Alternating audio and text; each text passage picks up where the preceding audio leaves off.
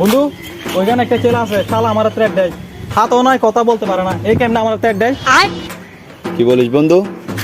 ওর মতো প্রতিবন্ধী তোকে কেমনে টেট দেয়? চল শালা প্রতিবন্ধী দেখে আসি। তুই যা বন্ধু, আমি ওকে অনেক ভয় পাই। আচ্ছা ঠিক আছে।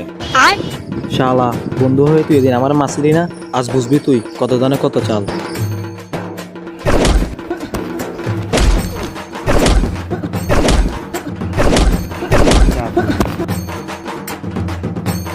শালা প্রতিবন্ধী, সাহস কিভাবে হয় আমার বন্ধুকে টেট দেওয়ার?